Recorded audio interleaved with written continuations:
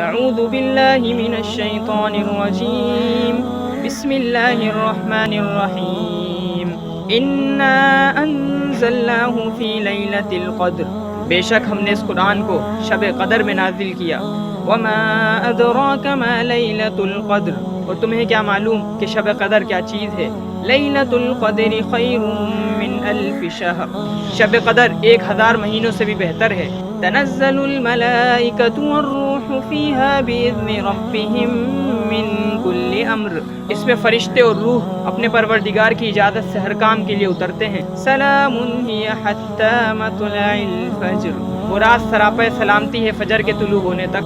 ایک حدیث مبارکہ میں بھی رسول اللہ صلی اللہ علیہ وسلم نے اس رات کی فضیلت بیان کرتے ہوئے ارشاد فرمایا، جو شخص لیلۃ القدر میں ایمان کے ساتھ اور ثواب کی نیت سے عبادت کے لیے کھڑا رہا، اس کے پچھلے تمام گناہ معاف کر دیے جاتے ہیں۔ اللہ پاک کا یہ عظیم احسان ہے کہ اللہ پاک نے ہمیں ایک بار پھر موقع دیا کہ اس شب قدر میں بھی اللہ پاک کے حضور ہم عبادت کر سکیں۔ شب قدر رمضان کے آخری عشرے کی راتوں میں تلاش کرنے کا حکم ہے، یعنی کہ 21، 23، 25، 27، 29 کی شبوں میں۔ اور ہاں، ایک بات اچھی طرح ذہن میں بٹھا لیں کہ یہ راتیں صرف جاگنے کی نہیں ہیں، بلکہ جاگ کر عبادت کرنے کی راتیں ہیں۔ جاگ کر گانے سننے اور فلمیں دیکھنے کی راتیں نہیں، بلکہ اللہ کے آگے سر جھکانے کی راتیں ہیں۔ تو کوشش کریں ان راتوں میں جاگ کر شاپنگ، ہلا گلا، مستیاں، شغل میلے اور شور شرابے سے بچ کر اللہ کے حضور نوافل، قرآن، تسبیحات اور دعاؤں میں لگ کر ان راتوں کا صحیح طرح فائدہ اٹھایا جائے۔ اللہ پاک ہم سب کو توفیق عمل نصیب فرمائے، آمین۔ السلام علیکم۔